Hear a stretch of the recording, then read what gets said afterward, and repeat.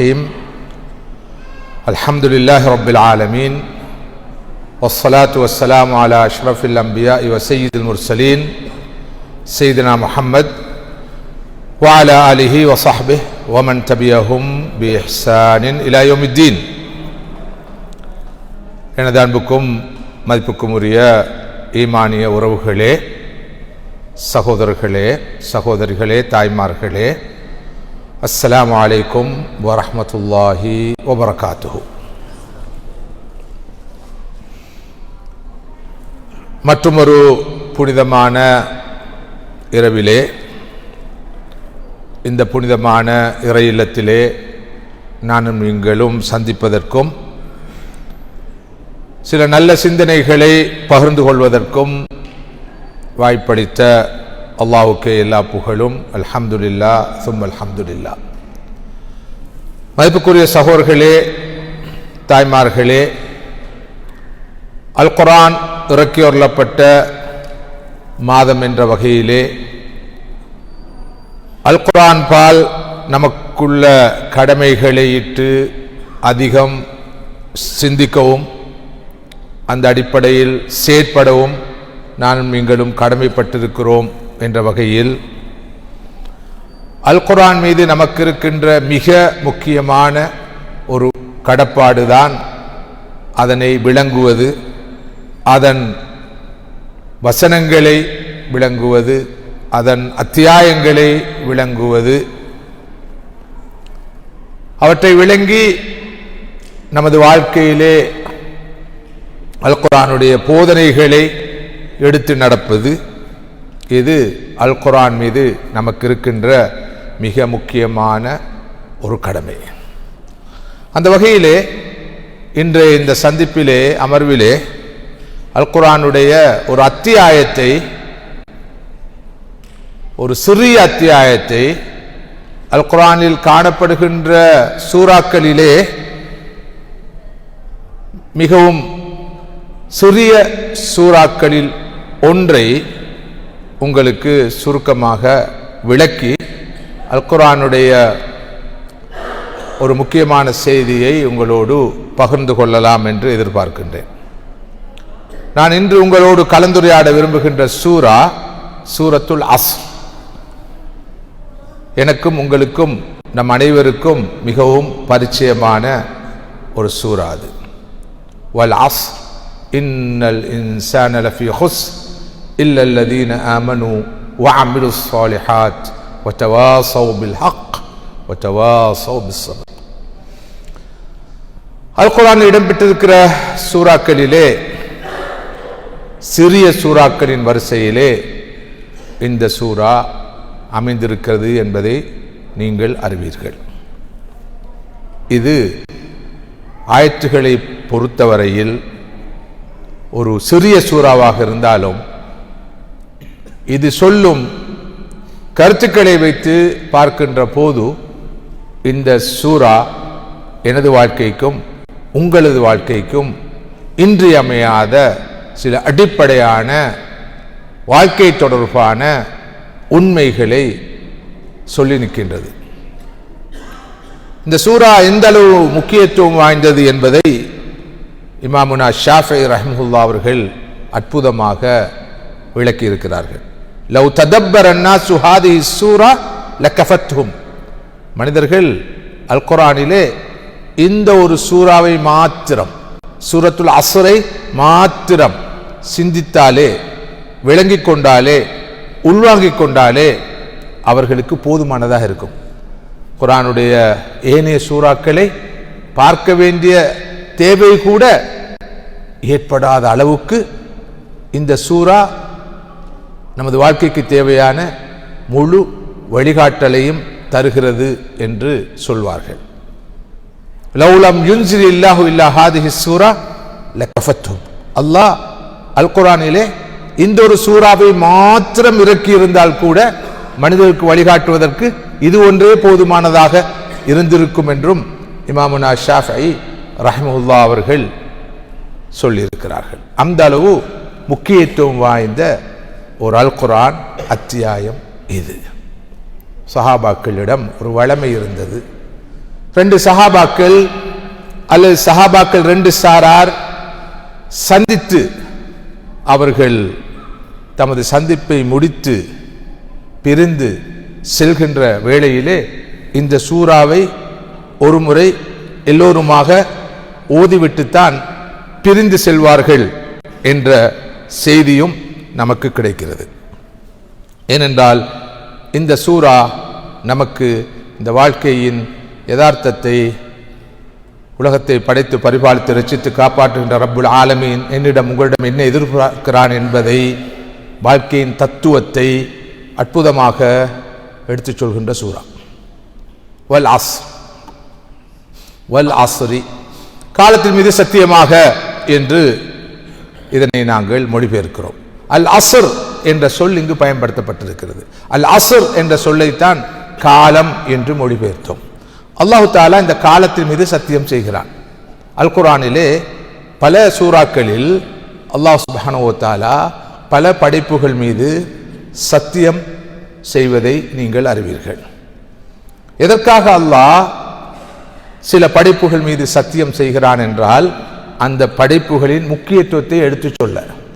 உலகத்தை படைத்து பரிபாலித்து ரட்சித்து காப்பாற்றுகின்ற ரப்புல் ஆலமீன் ஒன்றின் மீது சத்தியம் செய்கின்ற அளவுக்கு அது முக்கியத்துவம் வாய்ந்தது, அது கவனஈர்ப்பை பெற வேண்டியது, அந்த அளவுக்கு அது முக்கியத்துவம் பெற வேண்டியது என்ற வகையில் தான் அல்லாஹ் ஒன்றில் சத்தியம் செய்வான். இங்கு அல்லாஹ் காலத்தின் மீது சத்தியம் செய்கிறான். அதன் மூலம் நீங்கள் நினைப்பது போல் அல்ல, காலம் என்பது மிக முக்கியமானது, நேரம் என்பது மிக முக்கியமானது, டைம் என்பது மிக முக்கியமானது. இந்த விஷயத்தில் விழிப்பாக இருங்கள். மனிதன் என்றால் யார்? ஹசனுல் பஸ்ரி ரஹ்மத்துல்லாஹி அவர்கள் சொன்னார்கள், மனிதனே நீ யார் தெரியுமா? சில நாட்களின் தொகுதி. ஒவ்வொரு மனிதனுக்கும் ஒரு தொகுதி நாட்கள் கொடுக்கப்பட்டிருக்குது. அந்த நாட்கள் ஒவ்வொன்றும் கழிய கழிய அவனது ஆயுள் குறைகிறது. அவனுக்காக ஒதுக்கப்பட்ட நாட்கள் முடிவடைய அவனுடைய ஆயுள் முடிவடைகிறது. எனக்கு குறிப்பிட்ட தொகுதி நாட்கள் தரப்பட்டிருக்கின்றன, அதில் ஒரு தொகுதி முடிந்து விட்டது. இன்னும் எத்தனை நாட்கள் எனக்கென்று தரப்பட்டுள்ளன, ஒதுக்கப்பட்டுள்ளன என்பது எனக்கு தெரியாது. இப்ப நாட்களுடைய தொகுதி தான் மனிதன். இங்கிருக்கிற உங்கள் ஒவ்வொருவரை பொறுத்தவரையிலும் உங்களுக்கென்று குறிப்பிடப்பட்ட நாட்கள் தரப்பட்டிருக்கின்றன, மூச்சுகள் தரப்பட்டிருக்கின்றன. அவை முடிகிற போது அவனுடைய ஆயுள் முடிந்துவிடும். எனவே மனிதன் என்றால் அவன் ஒரு நேரத்தின் தொகுதி. நேரம், காலம், மணி நேரங்கள், நாட்கள், வாரங்கள், மாதங்கள், சில ஆண்டுகளுடைய தொகுதி. அவனுக்கு என்று ஒதுக்கப்பட்ட அந்த காலம், நேரம், ஆண்டுகள், மாதங்கள், வாரங்கள், நாட்கள் முடிகிற போது அவனுடைய ஆயுள் முடிந்துவிடும். அல்லாஹ் நாட்களையும் கொடுத்திருக்கிறான், இவருக்கு இவ்வளவு நாள். மூச்சுகளையும் கொடுத்திருக்கிறான், இவருக்கு இவ்வளவு மூச்சுகள் என்று. எனவேதான் எல்லா மொழிகளிலும் ஒரு வசனம் இருக்கிறது, இறுதி மூச்சை விட்டார். ஒருவர் மரணித்தால் லஃபத அன்ஃபாஸஹுல் அஹீரா என்று அரபியில் சொல்வார்கள். லாஸ்ட் பிரீத் என்று ஆங்கிலத்தில் சொல்வார்கள். லாஸ்ட் பிரெத் என்று ஆங்கிலத்தில் சொல்வார்கள். கடைசி மூச்சை விட்டார். அது என்ன கடைசி மூச்சை விட்டார்டா? யாராவது யோசிச்சிருக்கிறோமா? கடைசி மூச்சை விட்டார் என்ன? கடைசி மூச்சை விட்டார், மரணமானார், இறந்தார், காலமானார் என்றல்லவா சொல்ல வேண்டும். கடைசி மூச்சை விட்டார். அதாவது அவருக்கென்று ஒதுக்கப்பட்ட, கொடுக்கப்பட்ட, வழங்கப்பட்ட மூச்சுகளை விட்டு விட்டு விட்டு அவருக்கென்று அலோகேட் பண்ணப்பட்ட அந்த மூச்சுகளின் தொகுதியிலே எஞ்சிய மிஞ்சிய கடைசி மூச்சு முடிஞ்சால் அவர் முடிஞ்சு என்னதான் இறுதி மூச்சை விட்டார், கடைசி மூச்சை விட்டார். எனவே நானும் நீங்களும் அடிக்கடி யோசிக்க வேண்டும், இன்னும் எத்தனை நாட்கள் எஞ்சி இருக்கின்றன, இன்னும் எத்தனை மூச்சுகள் எஞ்சி இருக்கின்றன. அது பற்றிய அறிவு, நாலேஜ் யாருக்கும் இல்லை, அல்லாஹ்வுக்கு மாத்திரம்தான் தெரியும். ஆனால் ஒன்று மட்டும் நிச்சயம், விதிவிலக்கு இல்லாமல் அனைவருக்கும் நாட்கள் கவுண்டட், அதே போல மூச்சுகளும் கவுண்டட். எந்த நேரத்தில் எந்த உருவத்தில் எப்படி அது வரும் என்று சொல்வதற்கு இல்லை. ஆஸ்திரேலியாவிலே மெல்பர்ன் நகரத்திலே ஒரு ஸ்கூல் டீச்சர், அவருக்கு திடீரென்று புற்றுநோய் தொட்டிக்கொள்கிறது. புற்றுநோயால் வாடிக்கொண்டு இருக்கிறார். வீட்டிலே இருக்கிறார், முடங்கி கிடக்கிறார். மருத்துவர்களும் அவருக்குரிய இறுதி முடிவை முன்னறிப்பு செய்து விட்டார்கள். இத்தனை மாதங்களில் நீர் பெரும்பாலும் போய் சேர வேண்டிய இடத்துக்கு போய் சேர்ந்து விடுவீர். ஸ்கூலில் இருந்த பிரின்சிபல் அடங்கலாக டீச்சர்ஸ் எல்லாம் அவரை கடைசியாக பார்க்க வருகிறார்கள். அவர் வீட்டிலே இருக்கிறார். அவருக்கு ஆறுதல் சொல்கிறார்கள். பிரின்சிபல் ரொம்ப கவலையோட சொன்னார், எனக்கு மனசுக்கு ரொம்ப வேதனையாக இருக்குது, நீங்கள் உங்களது இறுதி நாட்களை எண்ணிக்கொண்டிருக்கிறீர்கள் என்று சொன்னார். இதை கேட்ட அந்த நோயாளி ஆசிரியர் சொன்னார், எனக்குரிய நாள் எது என்பது ஓரளவு எனக்கு இப்போது தெரியும். இன்னும் எத்தனை மாதங்கள் நான் வாழப்போகிறேன் என்பதும் இப்போது முன்னறிப்பு செய்யப்பட்டிருக்கிறது. ஆனால் சார், உங்களை பொறுத்தவரையில் உங்களுக்கு இன்னும் எத்தனை மாதம் எத்தனை நாட்கள் எஞ்சி மிஞ்சிக்கிட்டு தெரியுமா? எனக்கு தெரியும், ஆல்மோஸ்ட் கன்ஃபர்ம்ட். எனவே அந்த இலக்கை வைத்துக்கொண்டு நான் பயணிக்கிறேன். உங்களை பொறுத்தவரை உங்களுக்கு தெரியுமான்னு கேட்க அவர் அதிர்ந்து போனார், இடிந்து விழுந்தார். போனவர் சில நாட்களில் வஃபாத்தானார். யாரு? அதிபர். இந்த செய்தி, இந்த கதை, இந்த சம்பவம் எனக்கு அந்த நாட்டில் வைத்து, அந்த ஊரில் வைத்து சொல்லப்பட்டது. சொல்லப்படும் போதும் அந்த புற்று நோயால் பாதிக்கப்பட்ட நோயாளி வாழ்ந்து கொண்டிருக்கிறார். நோய் விசாரிக்க போன அதிபர் போய்விட்டார். இங்கு நான் சொல்ல வருகிற செய்தி என்னவென்றால், ஒருவருக்கு எப்படிப்பட்ட நோயும் வரலாம், கஷ்டங்கள் வரலாம், எல்லாம் வரலாம். ஆனால் அவருக்கு என்று ரப்புல் ஆலமீனான அல்லாஹ்வினால் ஒதுக்கப்பட்ட நாட்கள் முடியாத வரைக்கும், மூச்சுகள் முடியாத வரைக்கும் அவர் வாழுவார். எப்போது முடியும் என்பதுதான் தெரியாது. சிரியா நாட்டிலே ஒரு ஸ்கூல், அதில் கலாநிதி முகமது ராத்திப் நாபில்சி என்ற ஒரு அறிஞர், அவர் இளைஞராக இருந்த காலத்திலே ஒரு ஆசிரியராக கடமையாற்றுகிறார். இன்றும் அந்த அறிஞர் நீண்ட ஆயுளை பெற்று வாழ்ந்து கொண்டிருக்கிறார், ஹஃபிதஹுல்லாஹ். அவர் சொல்லும் செய்தி, இவர் இடைவேளையில் இன்டர்வல் நேரத்தில் பிரின்சிபலுடைய அதிபருடைய காரியாலயத்துக்கு போகிறார். அவரோடு இருந்து பேசுகிறார். அதிபர் வயதில் கொஞ்சம் மூத்தவர். இன்னும் 1-2 வருடங்களிலே அவர் ஓய்வு பெறப் போகிறார். இவர் கேட்கிறார், சார், ஓய்வு பெற்ற பிறகு என்ன செய்ய போகிறீர்கள், உங்களுடைய திட்டம் என்ன? அவர் இவருக்கு ஒரு தேநீரும் ஊற்றி கொடுக்கிறார். குடித்து 2 பேரும் பேசிக்கொண்டிருக்கிறார்கள். இடைவேளையில் அதிபர் சொல்கிறார், எஸ், எனக்கு இன்னும் இவ்வளவு நாள் இருக்குது ஓய்வு பெற. ஓய்வு பெற்றதுக்கு பிறகு நான் அரச கல்வி அமைச்சுக்கூடாக வெளிநாடு ஒன்றுக்கு ஆசிரியராக செல்வேன். அப்படி ஒரு ஒழுங்கு இருக்குதானே, இந்த டீச்சர்ஸ் எக்ஸ்சேஞ்ச் ப்ரோக்ராம், நான் செல்ல இருக்கிறேன். நான் இங்கிலாந்தை தான் தெரிவு செய்ய தீர்மானித்திருக்கிறேன். இங்கிலாந்திலும் ஒரு கண்ட்ரி சைடுக்கு போக வேண்டும். எனக்கு இந்த நகரப்புற வாழ்க்கை பிடிக்காது. போய் நான் இத்தனை வருஷங்கள் அங்கு ஆசிரியராக கடமையாற்றி அதுக்கு பிறகு அந்த காலப்பிரிவிலே சேர்த்த காசு பணத்தை வைத்து டமஸ்கஸிலே நான் ஒரு கடை வாங்குவேன். அந்த நேரத்தில் கொஞ்சம் முதுமையாக வல்லவா இருப்பேன். அதன் காரணத்தினால கஷ்டப்பட்டு ஒரு வியாபாரத்தில் ஈடுபட முடியாது. எனக்கு ரொம்ப ரிலாக்ஸான ஒரு வியாபாரம் நான் பண்ண வேண்டும் என்று திட்டமிட்டிருக்கிறேன். அந்த வியாபாரம் என்டிக்ஸ் வியாபாரம், அதாவது இந்த புராதன சின்னங்கள், என்டிக்ஸ், இவற்றை வைத்து வியாபாரம் பண்ண போகிறேன். ஏனென்றால் கஸ்டமர்ஸ் நிறைய வரமாட்டார்கள். ஒரு வாரத்துக்கு ஒரு என்டிக் ஐட்டத்தை விற்றாலும் ஒரு பெரிய தொகை வருமானமாக கிடைக்கும். வயோதிப பருவத்தில் ரிலாக்ஸாக இருந்து நான் அந்த வியாபாரத்தை பண்ணலாம் என்று திட்டம் போட்டிருக்கேன். அழகாக அவருடைய திட்டங்கள் அடுத்தடுத்த கட்டங்களை சொன்னார். மணி ஓசையை கேட்டது, இன்டர்வல் முடிந்தது. இவர் வகுப்புக்கு போனார். அதிபர் காரியாலயத்தில் இருந்தார். ஒரு 15 நிமிடங்கள் கூட இருக்காது, ஒலிபெருக்கின் மூலமாக ஸ்கூலில் ஒரு அறிவிப்பு செய்யப்படுகிறது. அதிபர் சற்று நேரத்துக்கு முன், சில நிமிடங்களுக்கு முன் காரியாலயத்தில் ஆஃபீஸில் இருக்கின்ற போதே வஃபாத்தாகிவிட்டார். எங்கே அவருடைய அடுத்த கட்ட நகர்வுகள், திட்டங்கள், short term plan, long term plan, எத்தனை வகையான மிட் டேர்ம் பிளான் என்ற ஒத்துட்டம் இருக்கு இல்லையா? குறுங்கால திட்டம், நீண்ட கால திட்டம், இடைக்கால திட்டம், அடுத்த கட்ட நகர்வு, அடுத்த கட்ட நகர்வு. நல்லது, கட்டாயம் அந்த திட்டமிடலாம் இன்றியமையாத வெய். ஆனால் இந்த வாழ்க்கையின் யதார்த்தத்தை மறந்துவிடக்கூடாது. அல்லாஹ் வல் அஸ்ர், காலத்தின் மீது, நேரத்தின் மீது சத்தியம் செய்து சொல்கிறான், காலம் பொன்னானது. எல்லோரும் சொல்வார்கள், ஆங்கிலத்தில் சொல்வார்கள் டைம் இஸ் கோல்டு என்று. காலம் பொன்னானது, தங்கத்தை போன்றது. இல்லை, அது பிழை. Time is life, time is life it self. காலம்தான் வாழ்க்கை, நேரம்தான் வாழ்க்கை. காலத்தை தொலைத்தால் வாழ்க்கையை தொலைத்து விடுவோம். வல் அஸ்ர், அந்த அளவுக்கு காலமும் நேரமும் மிக மிக பெருமதி வாய்ந்தது. இவ்வாறு அல்லாஹ் காலத்தின் மீது, நேரத்தின் மீது சத்தியம் செய்து சொல்ல வருகிற உண்மை என்ன?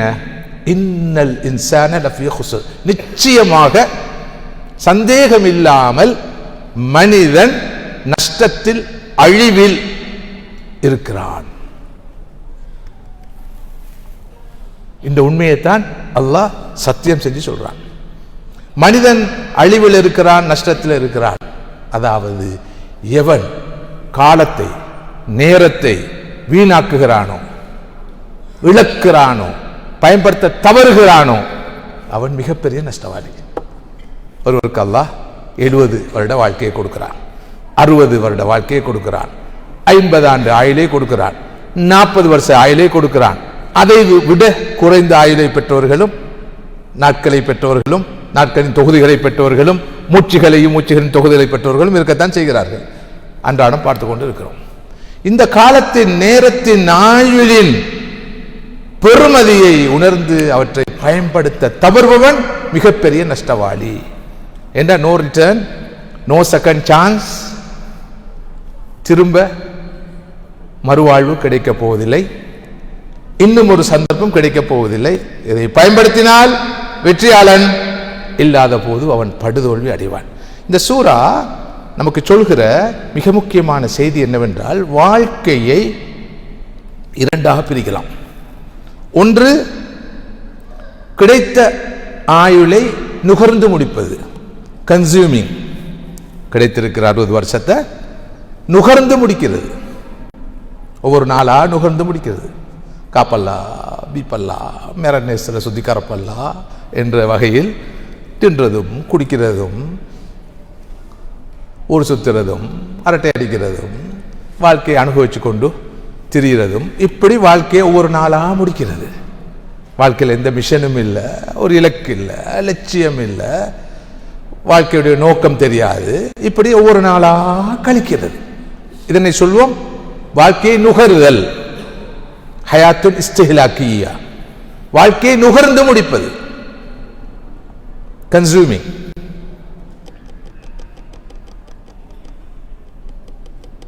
இன்னொரு வாழ்க்கை இருக்கிறது, ஹயாத்துன் இஸ்திஸ்மாரியா, கிடைத்த ஆயுள முதலீடு செய்வது, இன்வெஸ்டிங். கிடைத்திருக்கிற ஆயுள இன்வெஸ்ட் பண்ணுறது. நிச்சயமாக ஆயுளை நுகர்ந்து முடிப்போர் நஷ்டவாளி. வல் அஸ்ர் இன்னல் இன்சான லஃபீ குஸ்ர், ஆயுளை முதலீடு செய்தவர் வெற்றியாளர். அவர் லாபத்தை பெறுவார், பல மடங்கு லாபத்தை பெறுவார். அப்படித்தானே? ஒருவருடைய கையிலே 10 லட்சம் ரூபாய் காசு இருக்குது. இதை நுகர்ந்து முடித்தா என்ன நடக்கும்? நுகர என்ன நடக்கும்? நுகர்றீங்க, சும்மா அதை கன்சியூம் பண்றீங்க, செலவழிக்கிறீங்க. செலவழிக்க நுகர முடிஞ்சு கையில் உள்ள காசு கரைஞ்சு போகும். இதனை நீங்கள் முதலீடு செய்தால், இன்வெஸ்ட் பண்ணினால், முதலும் லாபமும் கிடைக்கும். இதைத்தான் இந்த சூரா சொல்கிறது. நீங்கள் உங்களது இந்த நேரத்தை, காலத்தை, பெற்றிருக்கிற ஆயுளை நுகர்ந்து முடித்தால் ஹுஸ்ர், நீங்க நஷ்டத்தில் இருக்கிறீங்க. இந்த ஆயுளை நீங்கள் முதலீடு செய்தால் நிச்சயமாக உங்களுக்கு லாபம் கிடைக்கும், பல மடங்கு லாபம் கிடைக்கும். இந்த முதலீடு ரிஸ்க் இல்லை, இதில் ஹை ரிஸ்க்கும் இல்லை ரிஸ்க்கும் இல்லை, இதில் கிட்டத்தட்ட ஜீரோ ரிஸ்க். நாம சொல்ற முதலீடு திஜாரத்துன் லன் தபூர், நஷ்டம் இல்லாத வியாபாரம். பொதுவாக வியாபாரம் என்றால் ப்ராஃபிட் லாஸ் ரெண்டுலையும் பங்கேற்கணும். நிறைய பேர் கஷ்டப்பட்டு உழைத்த காசை முட்டாள்தனமாக முதலீடு செஞ்சு முக்கறுபட்ட கதைகள் வரலாறுகள் நிறைய உண்டு. குறிப்பாக இந்த வளைகுடா நாடுகளில் வந்து இரவு பகலாக்கி வேர்வை சிந்தி கஷ்டப்பட்டு உழைத்த காசை, ரொம்ப கஷ்டப்பட்டு உழைத்த ஹார்ட் ஏர்ன் மணியை கொஞ்சம் அவசரமாக லாபம் பெறும் நோக்கத்தோடு ஒருவருடைய பசப்பு வார்த்தையை கேட்டு ஏமாந்து அங்கு முதலீடு செய்து மூக்கறுபட்ட நிறைய பேர் ஊமையம் கண்ட கனவு மாதிரி விழிபிதுங்க குந்தி கொண்டிருப்பார்கள். நான் சொல்லும் போதே சிலருக்கு ஓடும் என்று அப்படி நூற்றுக்கணக்கானவர்கள் என்னிடம் வந்து கண்ணீர் வடித்திருக்கிறார்கள். என்னுடைய வாழ்நாள் சேமிப்பு தொலைந்தது என்று. இதெல்லாம் அறப்படிச்ச தனம். அல்லாஹ் தந்தது அல்ஹம்துலில்லாஹ் வச்சு வாழ்ந்துட்டு போகணும். இதெல்லாம் நாம நம்ம வாழ்க்கையில கண்ட மிகப்பெரிய ரகசியங்கள், வாழ்க்கையின் வெற்றியை தீர்மானிக்கிற விவகாரங்கள். இந்த ஹல்மின் மசீதுக்கு போனோம், இன்னும் வேணும் இன்னும் வேணும் என்று கண்டிப்பா கட்டாயமா கை செய்தான் பெரும்பாலும் கிடைக்கும். என்னுடைய இந்த ஆலோசனை நீங்க ஏற்றுக்கொள்ளலாம் இருக்கலாம். நான் அது மனசுல இருந்து சொல்லும் ஒரு விஷயம். பெரும்பாலும் ஏற்றுக்கொள்ள மாட்டாங்க, அதை பத்தி எனக்கு எந்த கவலையும் இல்லை. அதை கடந்து நீங்க ரிஸ்க் எடுத்து ஹை ரிஸ்க் எடுத்து முன்னேறினீங்கன்னா ஒருவேளை சாப்பாடு உங்களோட சாப்பிட்ற பாக்கியம் எனக்கு கிடைக்கும். அது உங்களுடைய திறமையை, ஆற்றலை, அந்த ரிஸ்க் எடுக்கிற அந்த தன்மையை காட்டும். அந்த தகுதி, அந்த பக்குவம் நம்மிடம் இல்லாத காரணத்தினால் நாம் அப்படி செய்வது இல்லை. மதிப்புக்குரிய சகோதரர்களே, இந்த வியாபாரம் இப்போது அல்லாஹ் சூரத்துல் அஸ்ர்ல சொல்ற வியாபாரம் இருக்குது, அதில் ரிஸ்க் கிடையாது, அபாய நேர்வு கிடையாது, ஷுவர். லாபம் உத்தரவாதப்படுத்தப்பட்டது, பல மடங்கு லாபம் உத்தரவாதப்படுத்தப்பட்டது. அந்த லாபம் உலகத்தில் கொஞ்சமாக கிடைக்கும், நிலையான நிரந்தரமான நாளை மறுமையில் அந்த லாபம் பல மடங்காக கிடைக்கும். இதை சொல்வது நான் அல்ல, மற்றொருவர் அல்ல, இன்னொருவர் அல்ல, ரப்புல் ஆலமீனான அல்லாஹ், அவனுடைய கலாம் அல் குர்ஆன். எனவே இதுல சந்தேகம் வரதுக்கு இடமே கிடையாது. எனவே மனிதன் நஷ்டத்தில் இருக்கிறான், எல்லா மனிதர்களும் நஷ்டத்தில் இருக்கிறாங்க.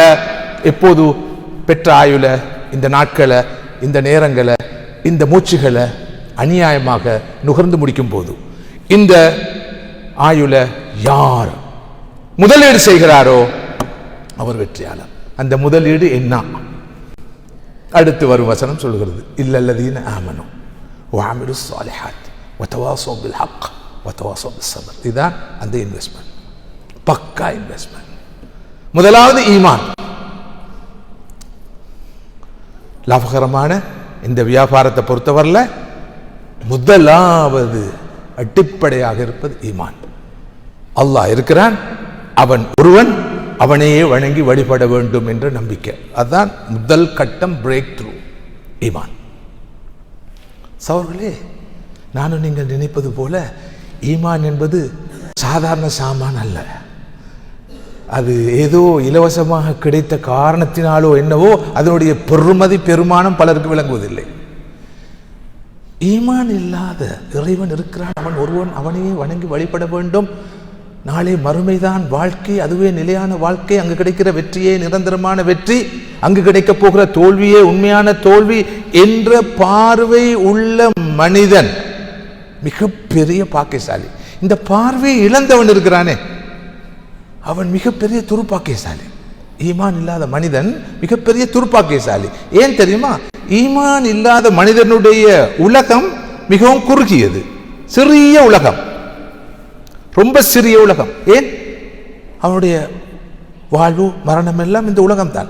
அவனுடைய 60 வருஷம் தான் அவனுக்கு எல்லாம், அவனுடைய 70 வருஷம் தான். அதுக்கு பிறகு மண்ணோட மண்ணா போறோம். அவனுடைய பார்வையில ஆயுள் என்பது மிக மிக குறுகியது. 60ஓட முடிச்சு, 70ஓட முடிச்சு, ஹலாஸ், மண்ணோட மண்ணா போறது. அதுக்கு மேல வாழ்க்கை இல்லை அவனுக்கு. ஆனால் ஒரு மூமினுடைய வாழ்க்கை, சுப்ஹானல்லாஹ், ஒரு இறைவிசுவாசியுடைய வாழ்க்கை, அவனுடைய உலகம் எவ்வளவு விசாலமானது தெரியுமா? அதுக்கு எல்லை இல்லை, அதுக்கு முடிவில்லை, அன்லிமிட்டெட். அந்த இறை விசுவாசத்தை ஏற்ற உள்ளம் யாரோடு தொடர்புபடுகிறது? உலகத்தை படைத்து பரிபாலித்து ரட்சித்து காப்பாற்றுகின்ற ரப்போடு தொடர்பாகுது. ரப்பு அபதி, அசலி, பாக்கி, முஹி, முமீத், ஹை, கய்யூம். அவன் நித்திய ஜீவன் என்று நிலைத்திருப்பவன், சதாவும் இருப்பவன். அவனுக்கு மரணம் இல்லை, அவனுக்கு முடிவில்லை. அவனோடு அவனை ஏற்றுக்கொண்ட ஆத்துமா இணைந்து விடுகிறது. எனவே அந்த சாதாரண அழிவை எதிர்நோக்கும் ஆத்துமா, நாட்களோடு முற்றுகளோடு முடிவடைய இருக்கும் அந்த ஆத்துமா, மாஷா அல்லாஹ், அந்த நிலையான இறைவனோடு தொடர்புபட்ட காரணத்தினால், எதற்கூடாக? இந்த ஈமானுக்கூடாக அது இட்டர்னல் லைஃபை பெற்றுக்கொள்வது. இட்டர்னல் லைஃப், இட்டர்னல் ஹாப்பினஸ், நிலையான நிரந்தரமான வாழ்க்கையை பெற்றுக்கொள்வது. இதான் ஈமான். இந்த ஈமான பெறாதவன் நஷ்டவாளியா இல்லையா? சத்தியமாக நிச்சயமாக மனிதன் பெரிய நஷ்டவாளி. அவன் ஈமான் இல்லைண்டா. ஈமானு கூடாகத்தான் வாழ்க்கை அர்த்தமுள்ளதா மாறுது, விசாலமானதா மாறுது, நிலையானதா மாறுது, நிரந்தரமானதா மாறுது. அந்த நம்பிக்கையில தான் நான் நீங்கள் வாழ்ந்து கொண்டிருக்கிறோம். எத்தனை பேரை வழி அனுப்புகிறோம், எத்தனை பேரை வழி அனுப்புகிறோம். வழி அனுப்பும் போது இருக்க ஒரே ஒரு ஆள்தான் என்ன? நாளை சந்திப்போம், நாளை மறுநாள் சந்திப்போம், மறுமையில் சந்திப்போம், சுவனத்தில் சந்திப்போம். அந்த நிலையான உலகத்தில் இன்ஷா அல்லாஹ் நாங்கள் சந்தோஷமாக நிலையாக வாழ்வோம். இது எதற்கூடாக வருவது? ஈமானு கூட மட்டும்தான் இது வர வேண்டும். அடுத்தவர்கள் இழக்கின்ற போது கவலை அடைவார்கள், கவலை தீவிரமடையும், பிறகு தற்கொலையில் முடியும். அவர்களுக்கு இந்த நம்பிக்கை இல்லை. இவ்வளவு பொறுமதியான ஒன்று தெரியுமா இந்த இறை நம்பிக்கை? அந்த ஈமான் மட்டும் போதாது. எனக்கு இன்றைய நாளிலே இந்த ஹாத்திராவுக்கு ஒதுக்கப்பட்ட நேரம் நிறைவு பெற்றுக் கொண்டிருக்கிற காரணத்தினால், தலைவரே அனுமதியை தாரீங்களா? நான் பரிச்சு எடுக்கட்டுமா? எப்படியோ இன்ஷா அல்லாஹ் நான் 5 minutes முடிச்சிடுறேன்.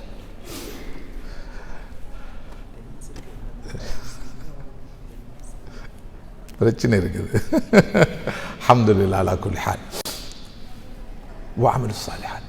ஈமான் என்பது, ஆரோக்கியமான ஈமான் என்பது, உண்மையான இறை விசுவாசம் என்பது செயற்பாட்டை, ஆக்ஷனை, பிராக்டிஸை வேண்டி நிற்பது.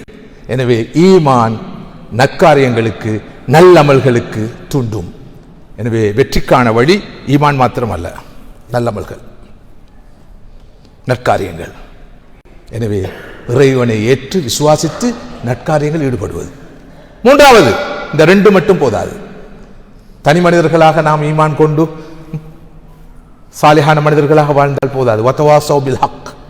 நான் இப்போது பேசிக்கொண்டிருக்கிற, நான் நீங்கள் நம்புகின்ற இந்த சத்தியத்தை, இந்த ஹக்கை, இந்த உண்மையை ஒருவருக்கொருவர் எடுத்து சொல்லிக் கொள்ள வேண்டும். இதுக்கு பேர் தாவா. ஏன் இந்த ஐஎஸ், ஏன் இந்த முயற்சிகள்? இந்த வதவாஸவ் பில் ஹக், சத்தியத்தை நீங்கள் எனக்கு சொல்ல வேண்டும், நான் உங்களுக்கு சொல்ல வேண்டும், நீங்கள் எனக்கு நினைவுபடுத்த வேண்டும், நான் உங்களுக்கு நினைவுபடுத்த வேண்டும், நாங்கள் சேர்ந்து அவர்களுக்கு நினைவூட்ட வேண்டும். முழு மனித சமுதாயத்துக்கும் இந்த சத்தியத்தை சொல்லிக்கொண்டே இருக்க வேண்டும். நீங்கள் நஷ்டவாளிகளாகி விட வேண்டாம், வாழ்க்கையை நுகர்ந்து முடித்து விட வேண்டாம். உங்கள் வாழ்க்கையை முதலீடு செய்யுங்கள். நுகர்ந்து முடித்தால் நஷ்டவாளிகள், இதனை முதலீடு செய்தால் நீங்கள் மிகப்பெரிய வெற்றியாளர்களாக, லாபத்தை பெறக்கூடியவர்களாக மாறுவீர்கள். அதற்கு வழி முதலாவது இறை விசுவாசம், இறைவனை ஏற்று நம்புங்கள். இரண்டாவது, அந்த விசுவாசத்தின் அடியாக பிறக்கின்ற நற்காரியங்கள். மூன்றாவது, இந்த 2 விஷயத்தையும் அடுத்தவர்களோடு பகிர்ந்து கொள்வது. நான்காவது ஒரு விஷயம் இருக்கு, வதவாஸவ் பிஸ் ஸப்ர். இந்த வியாபாரம், இந்த பயணம் லேசானது இல்லை. ஈமான் கொண்டு நற்காரியங்கள் ஈடுபட்டு, ஈமானை, அமலை அடுத்த மனிதர்களுக்கும் உணர்த்தி, சத்தியத்தை எடுத்து சொல்லி, இந்த சத்திய பாதையில் நமது லட்சிய பயணத்தை தொடர்வது சாமானியமானதல்ல. எத்தனையோ தடங்கள் வரும், எத்தனையோ வகையான இடையூறுகள் வரும். நாளாந்தம் அதை தான் அனுபவிச்சு கொண்டிருக்கிறோம்.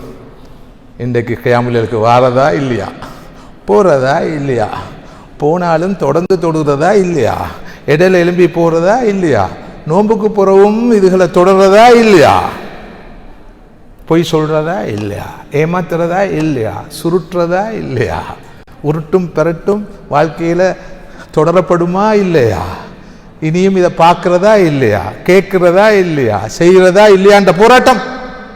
இந்த போராட்டத்தில் வெல்ல வேணுமெண்டா இல்லை, இனி நான் பெற்ற தௌபாவை, செய்த இஸ்திக்ஃபாரை மையப்படுத்தி எனது வாழ்க்கையை சுத்தமாக, தூய்மையாக அமைத்துக் கொள்வேன் என்று தனது இந்த லட்சிய பயணத்தை தொடர்வதற்கு ஈமானை, அமல் சாலிஹாத்தை, இந்த தவாசிபில் ஹக் தாவாவை தொடருவதற்கு எவ்வளவு பொறுமை வேண்டும்.